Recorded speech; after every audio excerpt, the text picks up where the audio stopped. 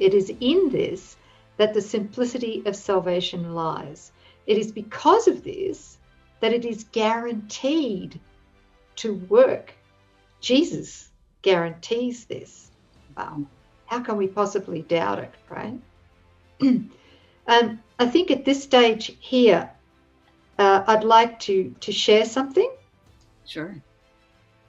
And it's a testimony that recently occurred of, I was in a period of, a strong period of conviction in the atonement, in forgiveness, a strong conviction that there's only one problem, and that one problem has already been solved. And it was during that phase, I think it was the time, June or July last year, when a manual for holy relationship was finally published after 6 years.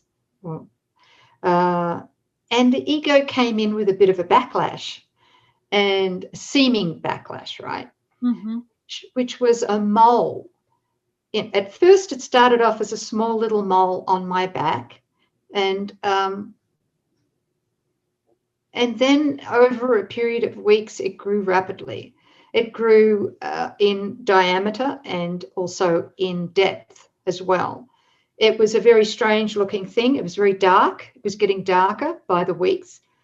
And I have to be honest and say, at first I was spiked, triggered, and I went, well, I was going to swear then, but I won't. And I was like, oh, wow. Okay. So listening to the ego telling me, oh, well, your days are numbered. This is going to be a death sentence. And you might have another year left, possibly 18 months. It went straight.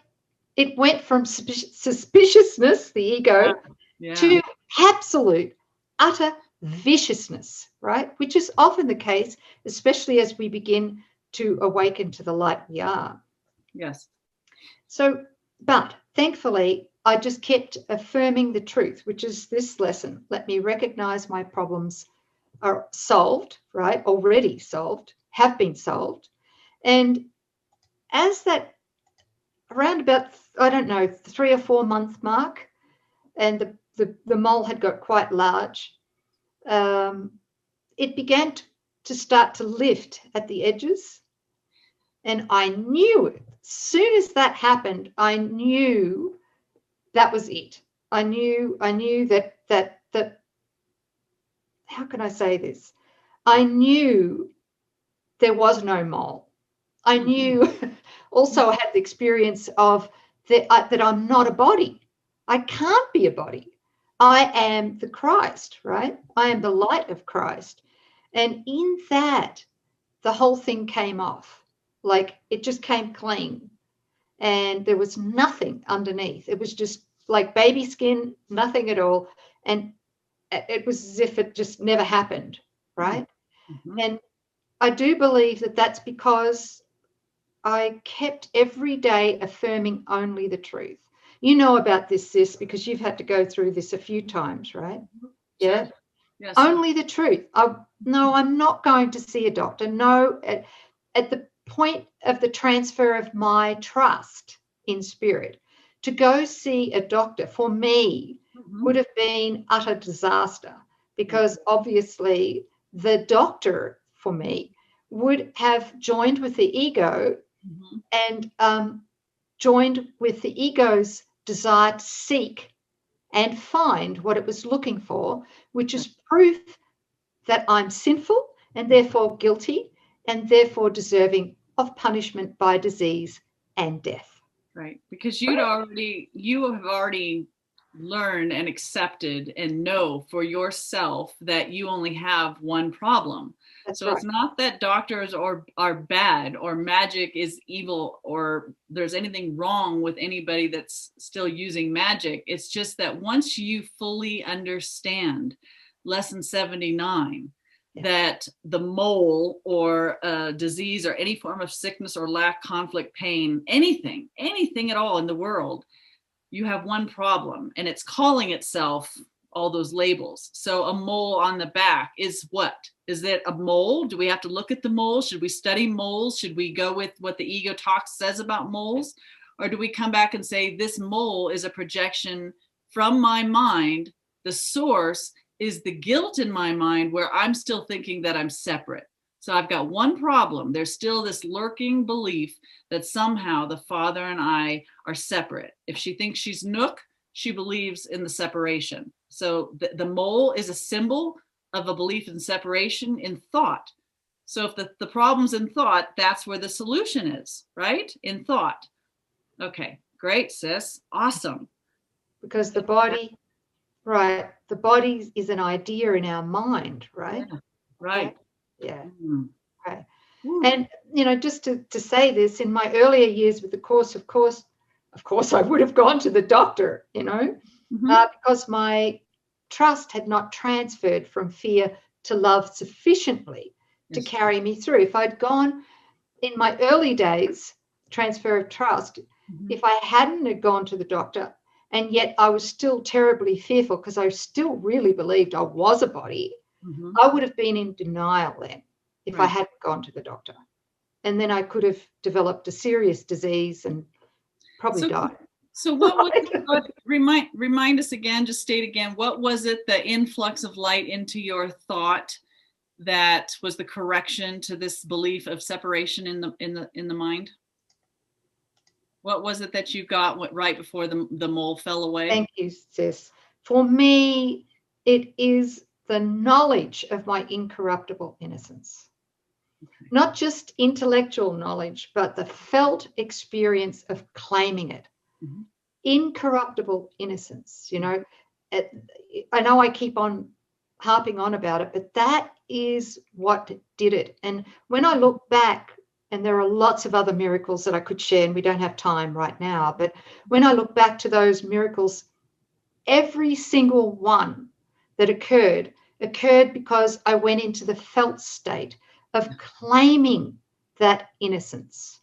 You know, the innocence, it's not an individual innocence. It's not a personal innocence. It's an innocence that we share with every brother and sister. It's that kind of innocence. And so I claimed that because that is God's will for me. And in claiming that, of course, I felt the gratitude. I felt the peace. And then I knew without a shadow of a doubt that the mole would disappear. And it did. It fell off. Yeah. It's just like a lump. You get a lump. Well, at more of the advanced stage of trust, you know, and when we can embody that innocence, if the ego produces or the appearance, and it's only an appearance of a lump or any other seeming injury on the body or disease in the body, that innocence, when we claim that innocence, that's the miracle. He does the rest, whatever that might be, which is the disappearance of the obstruction to the truth, because the truth is perfection.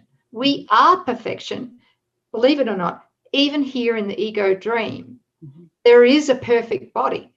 All right, I know it's not real, but it's the body that doesn't have any signs of sin. You know, we're not using the body to mirror to others that they are sinful. Look at me, I'm dying, which means that you're sinful and you're going to die too.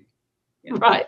We're going a bit deep here, aren't we? I can really feel, though, like, sis, it's just like when some appearance on the body shows up, those that want separation are going to want to protect the guilt. And so therefore, they're going to go into the problem. They're going to feed the problem. They're going to want to go into the world to fix the problem. And that's protecting the problem. But what I could really feel was that at that point, you claimed the innocence. And it wasn't, like you said, it wasn't a private innocence. It's like, I want the peace and understanding of God. And I'm claiming it for the entire sonship. I'm accepting the innocence. If all problems are guilt projected, then the solution to guilt is a felt state of innocence for everyone. And people, listening to you might say, well, that's fine for Nouk, but what about me? Every single one of us has access to the miracle, the correction, but we'll need to desire it above anything else. We want the felt state. We claim our innocence of what we already are. It's the desire behind the choice that's going to bring you the results that you experience, whether that's healing and a mole dropping off, or, feeding into it and lamenting it and sharing about the mole with your friends and your doctor, blah, blah, blah, right? Mm-hmm. So, and that's our side of the equation, but what is God's side of this equation, of this belief? 79 says, hey, when we joined a moment ago, I just wanted to tell you that I'm gonna cry, but I felt all of you again when we joined for the 20 seconds. And it just left me speechless, but in the joining, I could really feel the gratitude and the peace of coming back and the relief that comes and knowing that every problem is just one. Okay, that's just words, but really feeling into that we don't have any problem but one, and it's a belief in our thought. And then on the heel of that comes this influx or flooding of a sense of God's love, right? Because we're sitting here on our side believing in a separation, one problem. That's great news. We got one problem. It's in our mind. And then lesson 80 comes along and he says, and that problem has already been solved, right? And we can't even imagine that because the ego's so busy, fixing all these unreal problems outside of the mind. But we forget about the one solution, and that was God's answer to the idea of separation. And I would tell you, they found after the Bible had been assembled, they're constantly discovering scrolls that had been hidden for their protection long after the Bible had been compiled and scribed and finished. And in one of those rolls, they discovered another one of Jesus's healing works. And when I found this, I wept because I knew with every fiber of my being the truth behind this. And what it was a woman brought an infant, a newborn infant, a little girl, to Jesus to heal. Like it was dead. The baby was dead. And the mother handed the child to Jesus. And Jesus held the baby infant in his hands, just briefly looked at her, and he looked up and he said one word, and this one word is God's answer, and it's so perfect. The word is inconceivable.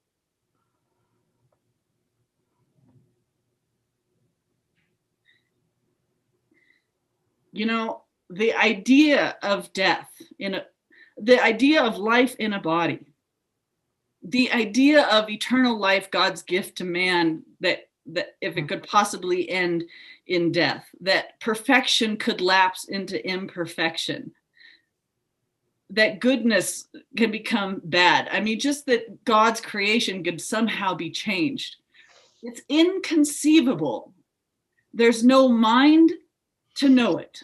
There's no sense to view it. There's no place for it to occur. There's no time and space for it to even seem to be. To God, God is. And God is love.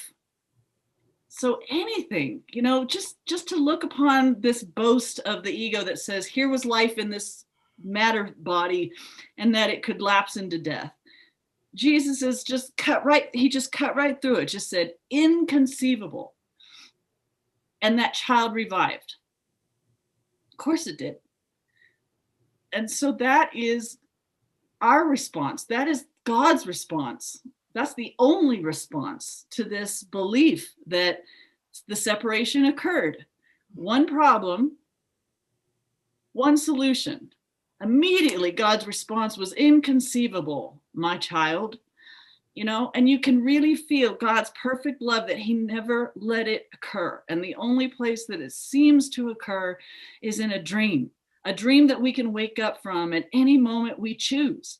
God's love is so perfect that it never touched us. It never changed what we are in truth. You cannot sever the bond that we have with our Creator. Mm. So that's his side of it. And that's just right into my heart, sis. Yeah. Thanks, sis. Thank you. Thank you. That's the love. You can feel it, right? Yeah. That's the love. That's it. If we could just have one holy instant, and that can come at any time. We don't need conditions to be perfect to receive it. It can happen in any moment. Any moment we put our defenses down, our concerns down, our guilt, our blame, our self-judgment, whatever it might be. In any moment, we're prepared, willing to open our heart and to receive his love. His love is healing. That is. Right? Because there can't be, all it is fear or guilt in the mind, and love blasts in your mind. And that's the revelation that, when you get the download, and it's not from the spiritualized ego, it is from our Christ mind to our awareness. It comes in like Nouk felt, you felt it. It's like your innocence. It was the felt experience. Words, I'm innocent, doesn't cut it. To feel it. And we won't feel it until we're open and willing to receive, until our mind's at peace and we're willing to stop defending with that shield of fear, keeping that influx of light and truth at bay, using, whatever, all of our problems to keep that direct experience of light and love from coming in. But in the moment that we let it go, and it takes an instant. We don't have to be perfect, but one instant of allowing that light to pierce through, come through into our awareness, you can't be afraid in that. The fear and guilt are obliterated. And so whatever that seeming problem was is no more. It's not that something bad was turned into good.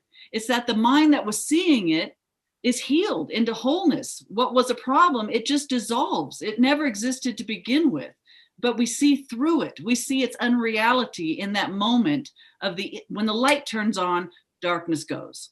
Best way I can put it. But it has to be the felt state.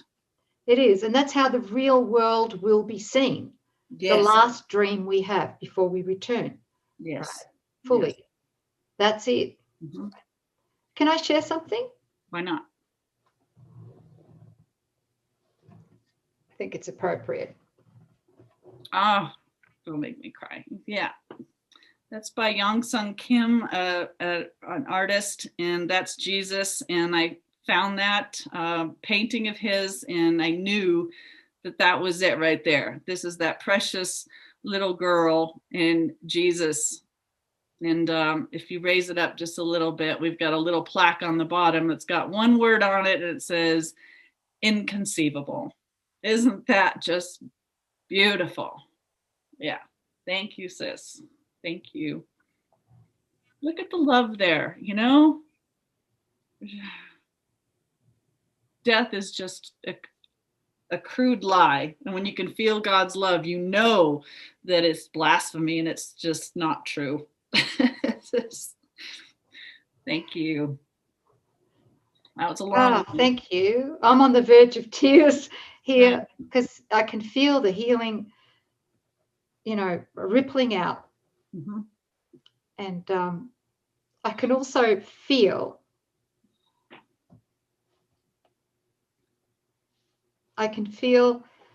all of you joining with us. You may think of Coreen and I as teachers, but let me tell you, we're holding your hands. We're students. We're all teachers and students, right? All of us. But in this case, really, you receiving this healing from lesson 80 is healing us. And I can really, really feel it. You can too, can't you? There. So, guys. Yeah. Thank you. Thank you for joining us. There's the gap diagram closed. There's how many thousands of minds together. This gap has no hope in hell with all of us doing this. Can you feel that? Like there's nothing in here. I don't care what you think you're dealing with. This is nothing compared to all of us joining to do this. I mean, and that's what I felt when we joined for 20 minutes. I went straight here because of you guys. Beautiful.